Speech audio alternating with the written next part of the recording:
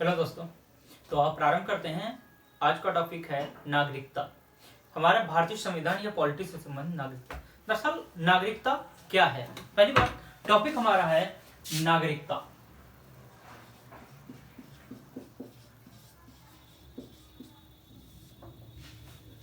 नागरिकता क्या है?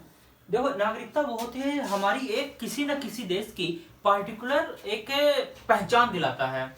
जैसे मान लो कोई भी किसी भी व्यक्ति कहीं का सदस्य होता है तो उसके लिए रजिस्ट्रेशन होता है, ठीक है, जिससे एक पहचान होती है कि हाँ, ये व्यक्ति इस देश मतलब इस संगठन का या इस संस्था से संबंधित है। इसी प्रकार से नागरिकता भी होता है जिसके लिए एक पहचान पत्र होता है। आप लोगों को वोटर कार्ड मिलता होगा, हालांकि ये 18+ के बाद मिलता है, लेकिन इसके पहले जो उसकी पहचान होती है ये उसके माता पिता के आधार पर रखी जाती है।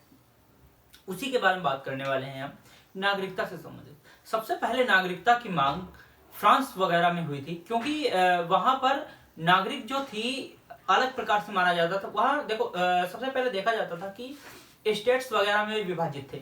उनमें क्या होता था, जो प्रथम स्टेट्स के लोग होते थे, कुलीन वर्ग के पादरी वगैरह, ठीक है, उनको नागरिकता, उनको सभी अधिकार दिए जाते थे। नागरिकता होने का सिर्फ एक तात्पर्य होता है कि आपको एक विशेष प्रकार के अधिकार प्राप्त हो गए हैं। अब वही चीज भारत में जब लागू हुई थी तब सभी के लिए एक चीज लागू कर दिया गया कि भारत में जो कुछ है, जितना जो कुछ है, प्रत्येक व्यक्ति के लिए लागू होगा, और जितने अधिकार या नियम संबंधी कानून है ये भी सभी जितने भारत के वासी हैं उन सभी को प्राप्त होगा। इसी से संबंधित प्रावधान क्या है संविधान में, आओ उसे देखते हैं। सबसे पहले देखते हैं जो नागरिकता है हमारे देश की, ये भाग 2 में दिखा गया है, भाग 2 में। वहीं जब हम आर्टिकल की बात करते हैं तो आर्टिकल है 5 से 11, याद रहेगा ये 5 से 11 आर्टिकल है, और इसमें बताया गया है कि भारत के नागरिक कैसे होंगे, किस प्रकार से होंगे, कहां कहां पर होंगे। आइए देखते हैं। सबसे पहला आर्टिकल है 5। जो आर्टिकल 5 है, आर्टिकल 5 क्या कह रहा है कि वो सभी भारतीय नागरिक, वो सभी व्यक्ति जिनका अधिवास या निवास, जिनका निवास भारत में है, सभी क्या होंगे, भारत के नागरिक कहलाए जाएंगे। याद रहे, परंतु यह शर्त कब से लागू हुई है? यह शर्त 15 अगस्त 1947 के अनुसार लागू की गई कि जो व्यक्ति भारत के निवासी थे ऐसे व्यक्ति क्या हो गए, भारत के नागरिक कहलाएंगे, ठीक है। वहीं पर आर्टिकल 6 कहता है ऐसे व्यक्ति जो पाकिस्तान से भारत आए हैं, ऐसे व्यक्ति जो पाकिस्तान से भारत आए हैं, उनके संबंध में नागरिकता का प्रावधान करता है। कौन करता है? आर्टिकल 6। परंतु याद रहे ये भी संबंधित है तो 15 अगस्त 1947 से संबंधित है, याद रहेगा, 15 अगस्त 1947 से संबंधित है। यहीं पर अब बात आती है कि जैसे सर पाकिस्तान से भारत आए ऐसे व्यक्तियों के लिए प्रावधान है। जब हमारा देश 15 अगस्त 1947 को आजाद हुआ था, उसी समय नागरिकता के इस प्रावधान को मान्य कर लिया गया था। जो लोग भारत में रुके थे या जो लोग भारत से चले गए थे या जो भारत को बाहर से आ गए थे, ठीक। अब जाहिर सी बात है, एक चीज जानते होंगे कि भारत आना और जाना दोनों में एक चीज कॉमन था कि आए होंगे तो पाकिस्तान से, गए होंगे तो पाकिस्तान से। कोई अमेरिका इंग्लैंड तो गया नहीं होगा। तो इससे याद रखना, आर्टिकल 6 कह रहा है पाकिस्तान को जाने वाले, देखो शब्द मैंने यहां क्या लिखा, पाकिस्तान से भारत आने वाले, वही कह दो पाकिस्तान को जाने वाले, ठीक। अब यहां 7वां हमने भी क्या बताया कि पाकिस्तान को जाने वाले। अब यहां पर देखो वही पाकिस्तान से भारत, तो भारत आने वाले जो आ रहे हैं उनको हम आर्टिकल 6 में रखते हैं, लेकिन जो लोग भारत से जा रहे हैं उन्हें किस में रखते हैं? 7 में रखते हैं, ठीक। तो भारत से जाने वाले, अब ये लोग जाएंगे कहां? पाकिस्तान को। कहां जाएंगे? पाकिस्तान को जाने वाले, लागू वही होगा सब, ठीक है। कह रहा है पाकिस्तान से भारत आने वाले, आर्टिकल 6। वही आर्टिकल 7 कहता है कि पाकिस्तान से मतलब भारत से पाकिस्तान को जाने वाले, बस एक चीज कॉमन रखना कि जाएगा या आएगा, जाएगा तो पाकिस्तान को, आएगा तो पाकिस्तान से। ठीक है, जब आ रहा है तो आर्टिकल 6 है और जब जा रहा है तो आर्टिकल 7 होगा। अगर ये कॉमन शब्द आप लोगों के जहन में बैठ गया, नागरिकता आपका समझो पूरा का पूरा कंप्लीट हो जाएगा। क्योंकि अधिकतर लोग यहीं पर आके लग जाते हैं और होता क्या है कि अक्सर यहीं से प्रश्न पूछ भी लिया जाता है। ठीक है, तो पाकिस्तान क्या है, भारत से पाकिस्तान को जाने वाले आर्टिकल 7 में है। वहीं पर आर्टिकल 8 हमने बताया है 5 से 11 तक है।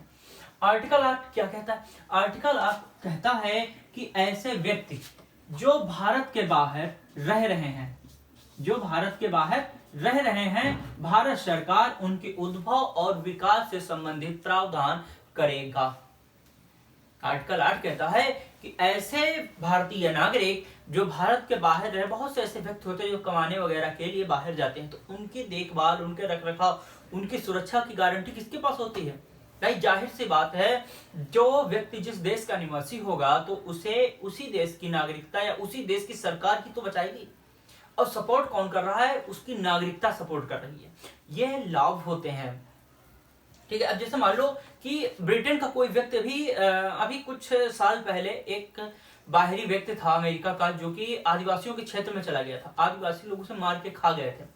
ठीक है, तो वहां की सरकार ने बहुत बवाल किया था, तो सरकार को, यहाँ की सरकार को स्पष्ट साक्ष्य देने पड़े थे, सारे प्रस्तुत करना पड़ा, सब कुछ प्रस्तुत करना पड़ा था, माफी भी मांगनी पड़ी थी।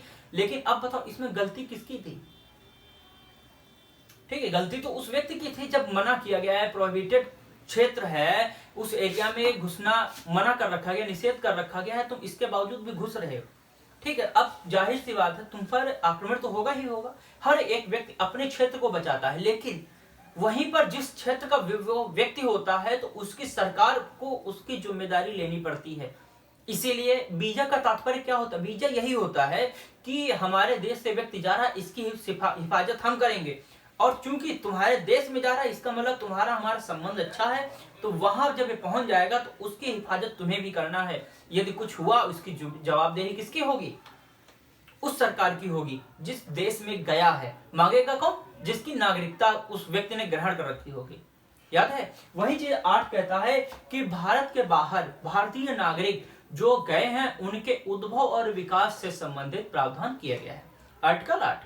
Article 8 NRI. सुनते हैं कि बहुत सारी मूवियों में होता है कि एनआरआई आ रहा है, इससे शादी कर लें, हमारा एनआरआई दामाद है। नहीं, हमारा प्रेमी एनआरआई है। बहुत सारी मूवियां होती हैं, उनमें हम लोग देखते हैं एनआरआई। ठीक है, अब बात करते हैं आर्टिकल 9। आर्टिकल 9, आर्टिकल 9 क्या कहता है? देखो पहले सीक्वेंस से चला आ रहा है। ठीक है, देखो यहाँ है भारत, जिसका निवास भारत में हो क्या कहलाएगा? भारत का नागरिक कहलाएगा। भारत का नागरिक तो कहलाएगा, लेकिन इसके एवज में अगर 18 साल का है तो उसकी तो नागरिकता स्वतः प्रमाणित कर दी जाएगी। अगर नहीं है, इसका मतलब उसके माता पिता में से कोई एक, दादा दादी, नाना नानी, इनमें से कोई एक पीढ़ी भारत में जन्म ली होगी और उसकी भी नागरिकता भारतीय होगी। ठीक है, ये चीज यहां पर दिखा रहा है। अब यहां आता है कि छठा क्या कह रहा है कि पाकिस्तान से भारत आने वाला। वहीं 7वां कह रहा है कि पाकिस्तान को जाने वाला, मतलब भारत से पाकिस्तान को जाने वाला ऐसे व्यक्ति के बारे में नागरिकता का प्रावधान। 8 एनआरआई के बारे में बात कर रहा है। वहीं पर 9वां कह रहा है जब कोई व्यक्ति किसी दूसरे देश की नागरिकता, दूसरे देश की नागरिकता ग्रहण कर लेता है तो ऐसे समय में उसकी भारतीय नागरिकता स्वतः समाप्त हो जाएगी। ठीक, मान लो जैसे कोई भी व्यक्ति भारत से बाहर गया और वहां जॉब करते करते वहां की नागरिकता ग्रहण कर ली, वहां अपना परिवार बसाया, सब कुछ किया, तो ऐसे में क्या होगा? जो भारत की नागरिकता है उसकी वो नागरिकता वहां से छीन ली जाएगी। क्यों? सबसे पहले एक चीज याद रखना कि हमने नागरिकता पढ़ रहे हैं, भारत में नागरिकता सिंगल है, अर्थात एकहरी है, एकल नागरिकता है। ये याद रखना, भारत की नागरिकता एकल है। ठीक है, एकल नागरिकता है। ठीक है, एकहरी है, दोहरी नहीं। दोहरी कहाँ की है? जैसे अमेरिका है, इसकी नागरिकता दोहरी है। क्यों? क्योंकि वहां देश के साथ साथ जो देखो अमेरिका क्या है, महादेश है, ठीक है। महादेश कैसे होता है कि कई देशों से मिलकर जब कोई देश बनता है, कॉन्टिनेंट बनता है, तो उसे हम महादेश की संज्ञा में रख देते हैं। अब कोई भी व्यक्ति होता, जाहिर सी बात है कि उस किसी ना किसी देश का निवासी होगा, पहली नागरिकता उसकी वो हो गई। वहां पर उस देश को राज्य के रूप में परिभाषित किया जाता है। जैसे भारत को बताया जाता है, हमने पिछला जो पॉलिटी का जो सेशन लिया था उसमें हमने बताया था, आर्टिकल 1 कहता है कि भारत राज्यों का समूह होगा। भारत देश नहीं कहलाया जाएगा, परंतु राज्यों का समूह या संघ कहलाया जाएगा। केंद्र भी नहीं कहलाया जाएगा। कारण क्या होता है कि जो केंद्र होता है ये सारी शक्तियां किसी एक व्यक्ति में निहित कर देता है, लेकिन जब समूह या संघ होता है, ठीक है, तो सभी से शक्तियां बनाकर वो मजबूत एक संगठन बनता है। संगठन और केंद्र, इन दोनों में बहुत अंतर होता है। केंद्र में एक व्यक्ति मजबूत होता है, संगठन या समूह या संघ में सभी मजबूत होते हैं। वही चीज यहाँ पर है।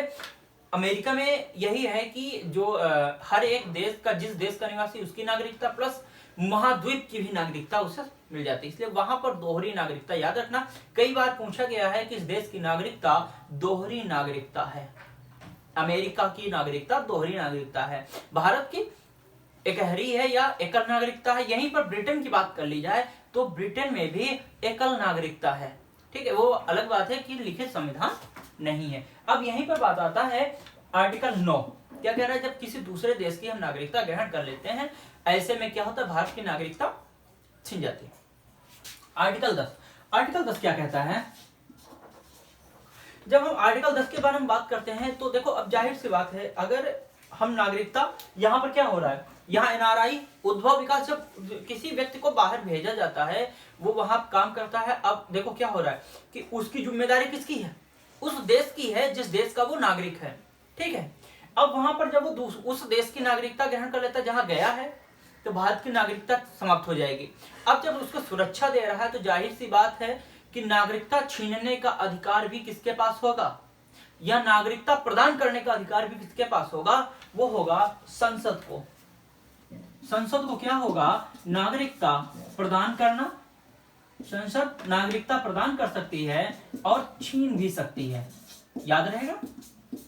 संसद क्या कर सकती है, नागरिकता छीन भी सकती है और नागरिकता प्रदान भी कर सकती है। यहीं पर आर्टिकल 11 आता है जिसमें नागरिकता से संबंधित कुछ प्रावधान और शर्तें दी गई हैं। आर्टिकल 11 कहता है, वो नागरिकता से संबंधित शर्तें बताता है।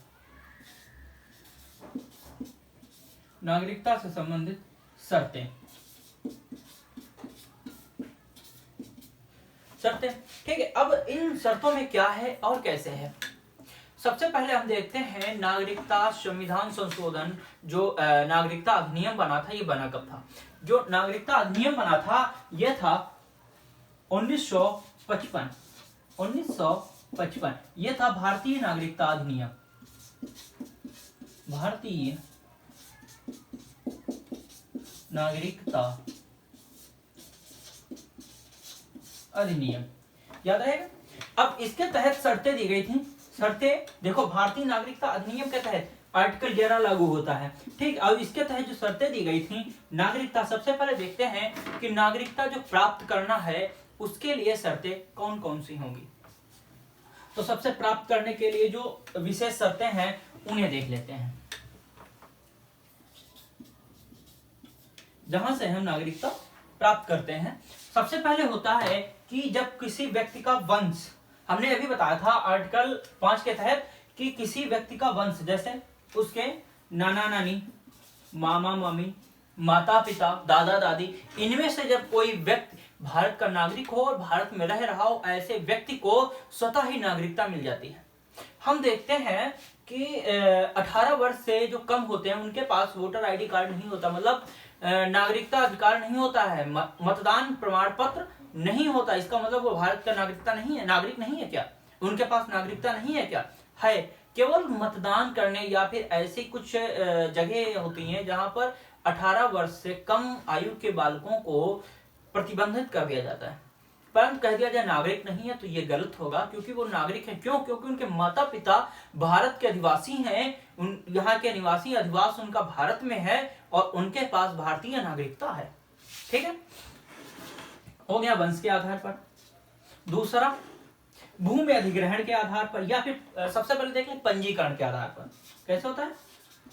पंजीकरण के आधार पर क्या होता है? पंजीकरण में क्या होता है, जब कोई व्यक्ति हमारे देश में 6 माह से, ये 1955 की नागरिकता हम बता रहे हैं, 1955, जब 6 माह से लगातार वो भारत में रह रहा है और अपना अधिवास बना लिया है, ऐसे व्यक्ति को भारत सरकार में अपना पंजीकरण दाखिल करना होता है, जिसके द्वारा उसे क्या, भारत की नागरिकता प्राप्त हो जाती है। पंजीकरण मतलब रजिस्ट्रेशन करना। ठीक है, अब बात करते हैं भूमि अधिग्रहण के द्वारा।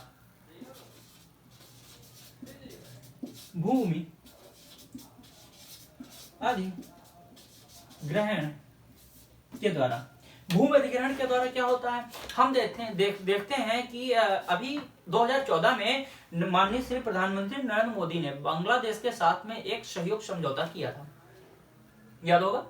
ठीक है, उस सहयोग समझौता में हमने देखा था कि भारत की कुछ भूमि बांग्लादेश को दे दी गई थी और बांग्लादेश की कुछ भूमि भारत में ले ली गई थी। अब ऐसे में क्या हुआ कि जो वहां के निवासी हैं, क्या उनके लिए अलग से नागरिकता प्रावधान लाया जाएगा? नहीं, वो इसी के तहत कर लिया जाता है। जो व्यक्ति भारत की जो भूमि थी बांग्लादेश को दी गई और उसमें जो व्यक्ति रह रहे थे, भारत वापस मतलब उस क्षेत्र को छोड़कर भारत के क्षेत्र जो आता उसमें नहीं आना चाहते। इसका मतलब क्या हुआ कि बांग्लादेश में जैसे ही उस क्षेत्र को अपने अधिकार में किया, वो सभी नागरिक बांग्लादेश के नागरिक कहलाए। ठीक, वहीं पर जब भारत की बात करते हैं, भारत ने बांग्लादेश का जो क्षेत्र लिया, वहां के जितने नागरिक वगैरह जो लोग थे, आदिवासी नागरिक वगैरह, मतलब उन लोगों को कौन सी नागरिकता प्राप्त हो गई? भारतीय नागरिकता प्राप्त हो गई। भूमि अधिग्रहण का मतलब समझ में आ गया? ठीक है, अगला है देशीकरण द्वारा।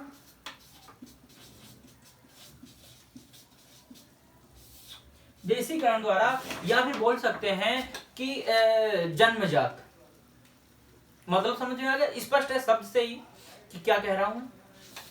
अगला है कि वंश हो गया, पंजीकरण हो गया, भूमि अधिग्रहण हो गया, देशीकरण हो गया, जन्म से हो गया, हमारे ये हो गए।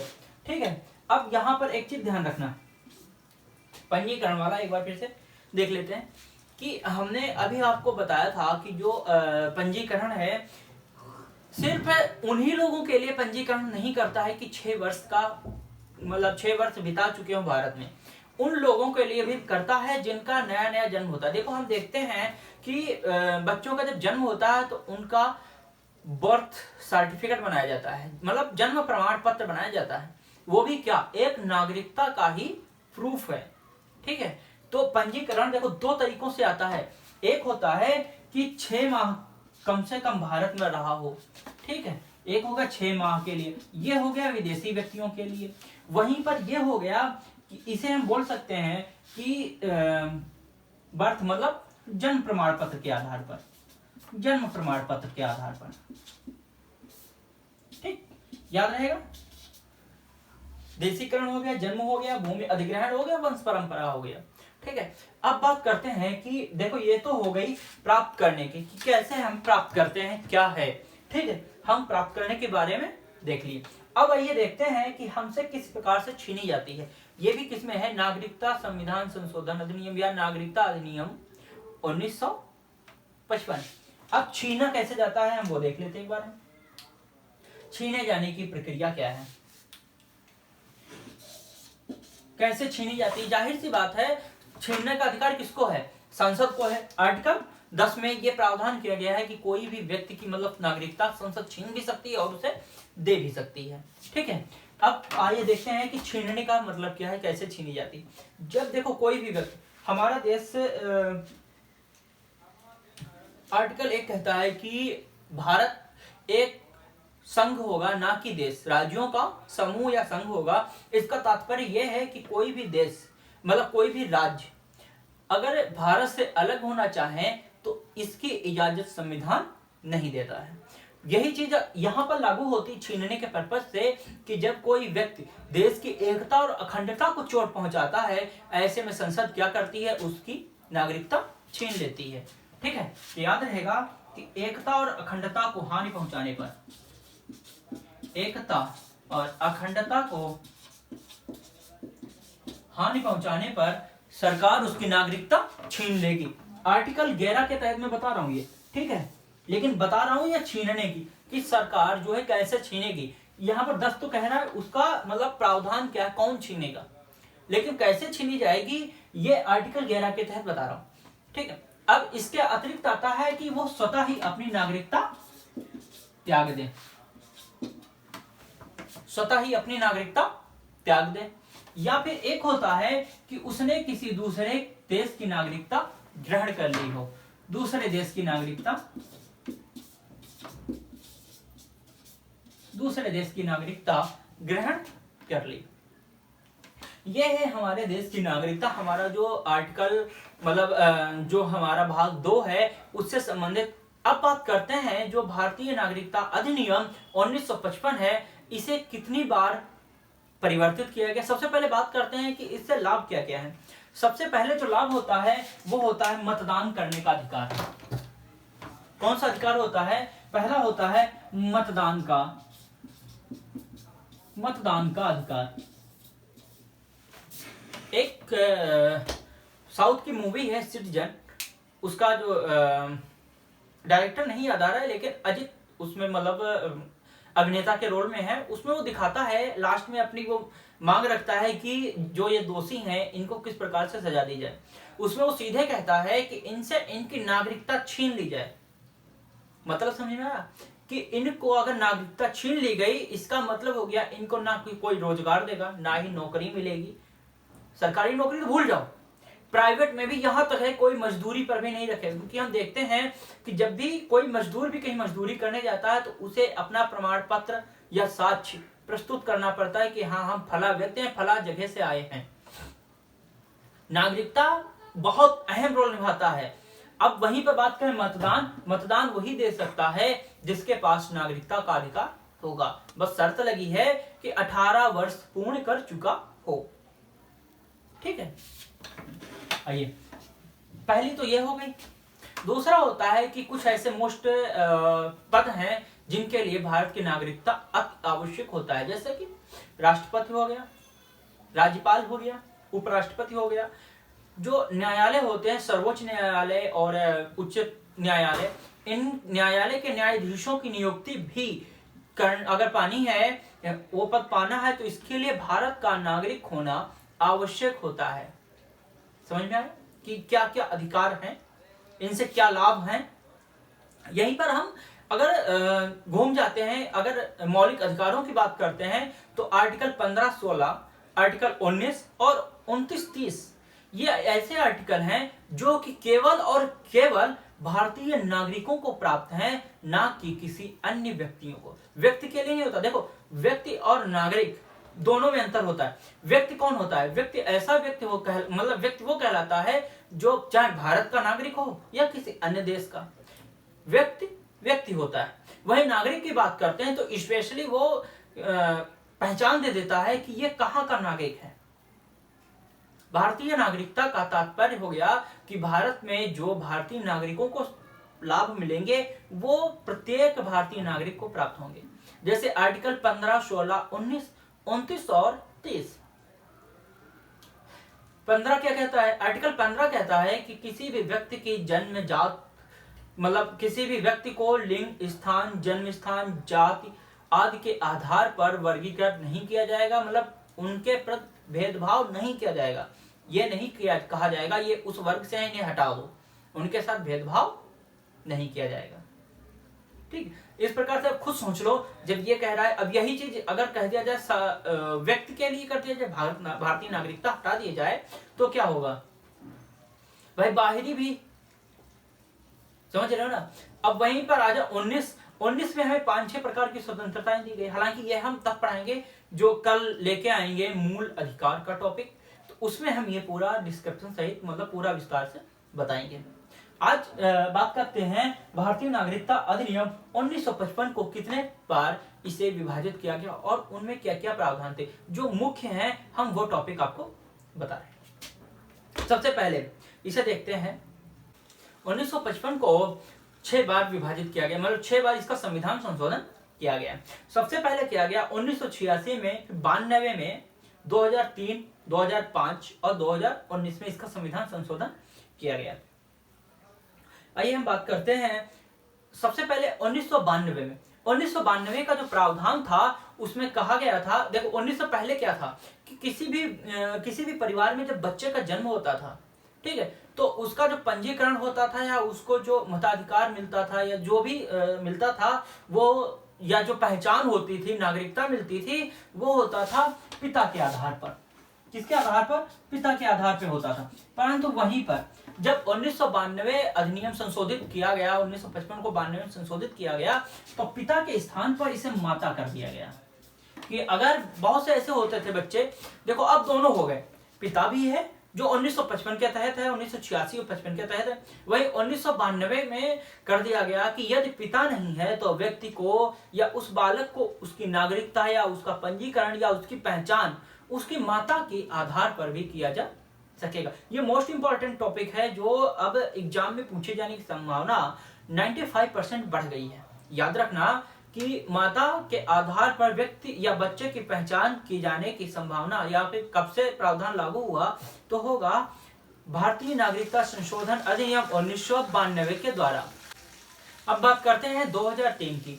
2003 में जो संविधान का संशोधन, मतलब अधिनियम का संशोधन किया गया 1955 वाला, तो इसमें बताया गया कि जब कोई व्यक्ति जो NRI है उसे भी दोहरी नागरिकता प्राप्त होगी।